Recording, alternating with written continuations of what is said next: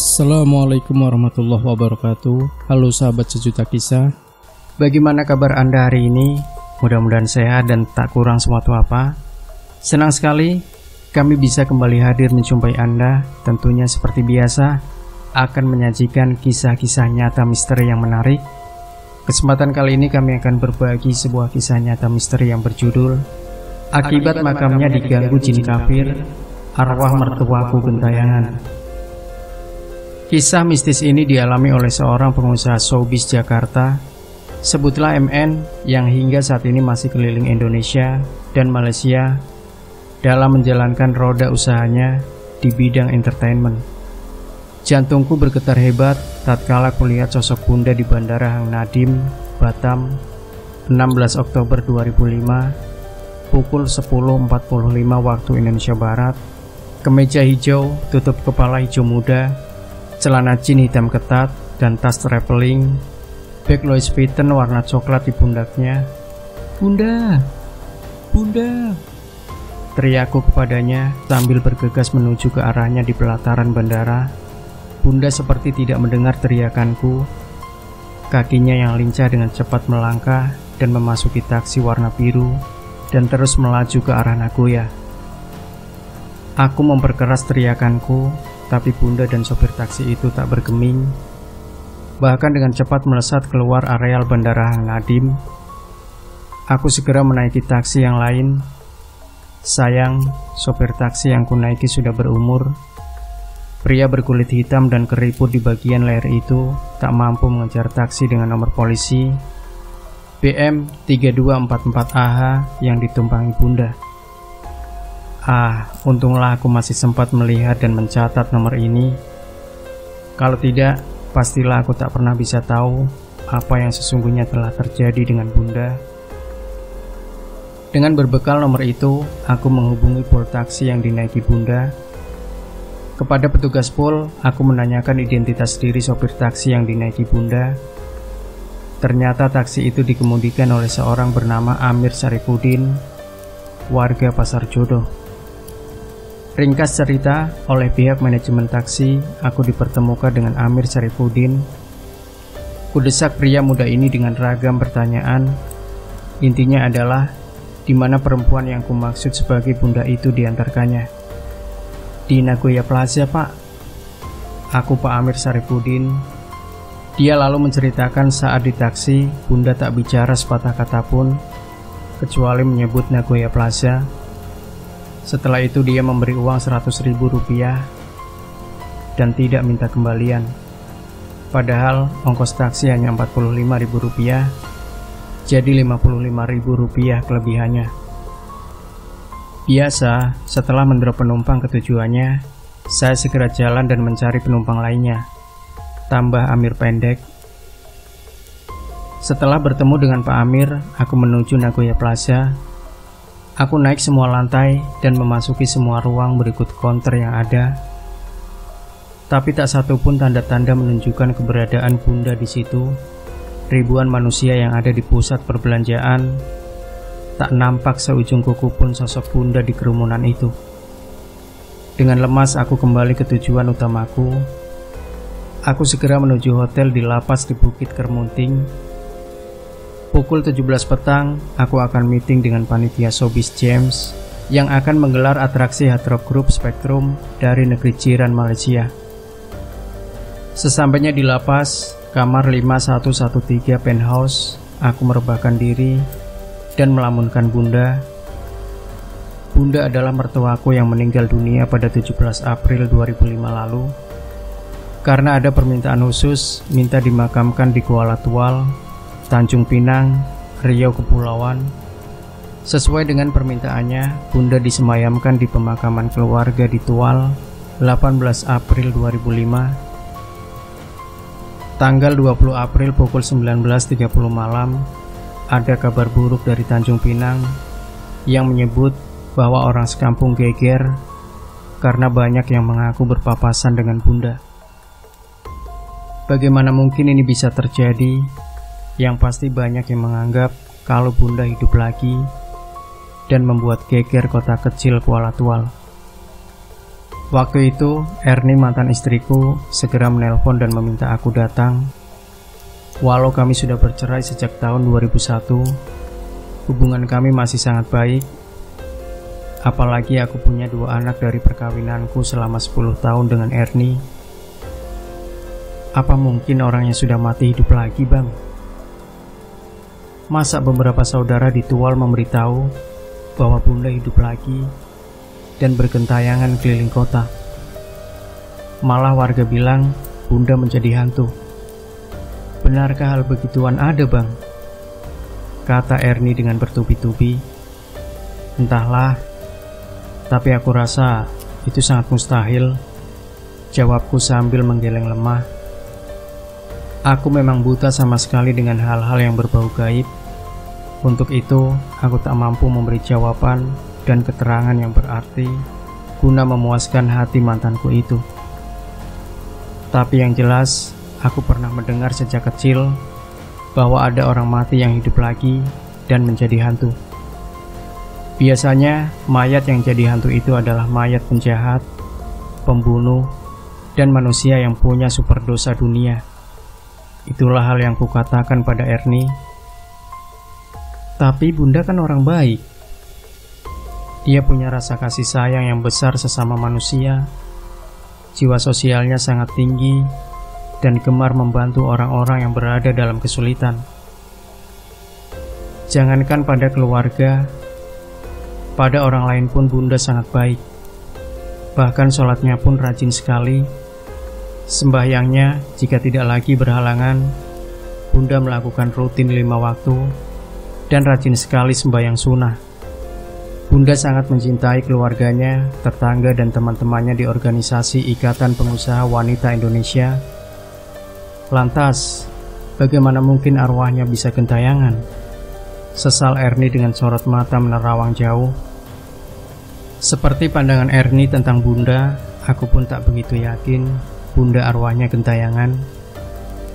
Sosok yang mirip Bunda itu, pikirku, pastilah bukan arwah Bunda yang sebenarnya. Bisa saja setan yang meniru-niru Bunda dengan maksud ingin menebar fitnah. Karena kemiripan itu, maka warga Tual mengira itu adalah Bunda. Lalu mereka mengatakan bahwa arwah Bunda gentayangan dan menjadi hantu. Aneh sekali memang. Kusarankan pada Erni agar tidak terganggu dengan isu yang amat muskil itu. Anggaplah cerita itu sebagai sebuah halusinasi atau hayalan yang tak pernah menjadi kenyataan. Bahkan katakanlah hal itu sebagai isapan jempol belaka. Erni mengangguk. Erni mulai merasa tenang dan siap mental menghadapi isu aneh dan irasional itu. Sejak itu, Erni lebih berbesar hati, lebih taktis menanggal cerita demi cerita yang sampai di kupingnya. Tapi diam-diam, Erni selalu mengadakan pengajian warga kompleks di lingkungan tempat tinggalnya dan meminta ibu-ibu anggota pengajian mendoakan almarhumah ibunya dan membacakan surat Al-Fatihah agar arwahnya diterima secara layak di sisi Allah dan menjadi salah seorang penghuni surga. Hari ke hari, bulan ke bulan terus berlalu. Selain pikiran Erni mulai menjadi tenang, suara-suara miring tentang arwah Bunda yang gentayangan pun perlahan tapi pasti mulai memudar. Bahkan warga yang menyebarkan isu pertama kali di Tual tentang Bunda jadi hantu meninggal dunia karena kecelakaan bus, dan diduga pula arwahnya penasaran karena proses kematiannya yang mendadak dan tidak wajar. Fitnah, zalim, sombong, lalim, nyinyir dan pelit, itulah perilaku yang kemudian memungkinkan warga bernama Hartati itu menjadi sebab cerita miringnya setelah kematiannya. Arwahnya konon penasaran dan bergentayangan, bahkan kerap menakut-nakuti warga. Tetapi soal arwah-arwah yang gentayangan ini, aku sama sekali sulit mempercayainya. Bukankah seorang yang telah mati putus hubungannya dengan dunia tempat kita hidup?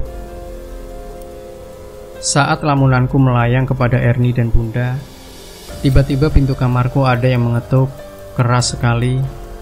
sehingga membuat detak jantungku menjadi lebih cepat. Aku segera beranjak dan membuka pintu. Di sana berdiri seorang wajahnya yang tidak asing lagi bagiku. Kuperhatikan sosok itu dari ujung kaki hingga ke ujung rambut.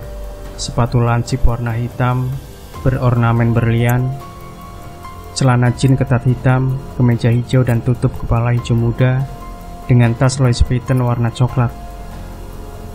Bunda? Ya, itulah Bunda yang sedang menjadi lamunanku. Bunda berdiri kaku di hadapanku. Karena sulit percaya, mulutku tak mampu mengucapkan sepatah kata pun. Namun yang pasti kulihat wajah Bunda nampak pucat dan matanya sangat kosong menatap ke mataku. Jantungku makin berdetak hebat dan tubuhku terasa mati seketika. Takut. Ya, aku memang takut. Bahkan perasaan ini bergelayut hebat dalam benakku, manakala aku sadar kalau Bunda sudah lama tiada. Lalu, siapa yang berdiri di hadapanku ini? Batinku bergejolak dan tengkuku merinding dengan keringat dingin yang mulai mengucur. Bayanganku jauh pada Ernie di Tual sana. Ya, bayangan itu sekali-kali berpindah pada warga Tual yang heboh dengan cerita kebangkitan arwah Bunda. Apa yang diramaikan orang, yang diperguncingkan orang selama ini di Tual, mungkinkah benar adanya? Ya, Bunda benar-benar hidup lagi dan berada di depanku. Apa yang kuragukan, apa yang kusangsikan selama ini ternyata berbeda. Bunda benar-benar ada, dan kuyakini dia menjadi seperti apa yang orang tua sebut. Dengan sisa-sisa keberanianku, aku berusaha mengucapkan sesuatu pada Bunda. Apa kabar Bunda? Mari, silakan masuk. Demikian patahan kalimat yang meluncur gemetar dari mulutku. Namun, Bunda tidak bergeming. Jangankan berkata-kata, bergerak barang sejengkal pun tidak dilakukannya untukku. Dalam waktu sepersekian detik setelah sapaan terakhirku, Bunda malah menghilang seperti angin, persis bagaikan spiritus dilalap api. Bunda? Bunda? Panggilku. Tapi Bunda tak nampak lagi. Dari ujung ke ujung lorong aku telusuri, Bunda tak ada di situ. Jantungku makin bergetar hebat, nyaliku makin ciut, dan rasa takut semakin bergelayut mempuncah dahsyat dalam batinku. Aku segera masuk kamar dan menelpon ke front office. Aku minta supaya ada seorang security yang naik ke kamarku. Aku mau menceritakan apa yang kulihat dan rasa takut yang kualami. Sebelum security datang, karena rasa takut yang teramat besar, aku jadi kepingin kencing. Tapi ada perasaan aman karena security sebentar lagi datang ke kamarku. Aku bergegas ke kamar mandi dan membuka pintu. Jantungku kembali berguncang hebat. Bunda berdiri di kamar mandi menghadap ke arahku. Kali ini aku berlari keluar dan meninggalkan kamar. Security bertemu aku di depan lift. Aku segera menarik tangannya dan menunjukkan keberadaan Bunda di kamar mandi. Tapi sayang, Bunda tak ada lagi di kamar mandi. Security geleng kepala setelah ku ceritakan keadaan yang kulihat tadi kepadanya. Maaf, mungkin Bapak berhalusinasi tentang apa yang Bapak lihat. Tidak mungkin ada orang di kamar mandi, sebab pintu-pintu kamar di hotel ini selalu terkunci, paparnya dengan tegas. Hari itu juga aku pindah kamar, aku minta kamar lain, dan minta ditemani seorang anggota panitia setempat. Setelah pertemuan sore, aku bersama salah seorang anggota panitia yang mengawalku naik lagi ke kamar. Setelah membuka pintu, anehnya bayangan Bunda ada lagi di kamar baruku. Dia duduk di sofa sambil memegang kipas batik warna coklat miliknya dulu. Pengawalku juga melihat sosok Bunda di sofa itu. Aku disuruhnya duduk dekat dia, dan dia memintaku menyampaikan pesannya kepada anak-anaknya. Bunda minta dikubur ulang dan makamnya dibersihkan dari gangguan jin. Setelah berpesan, Bunda menghilang entah kemana. Setelah itu Bunda tak nampak lagi hingga acara sobi selesai. Namun, walau Bunda tidak ada, batinku tetap terguncang, karena seumur hidup, baru kali itu aku bertemu dengan orang mati yang hidup kembali. Kusampaikan amanat Bunda kepada keluarganya.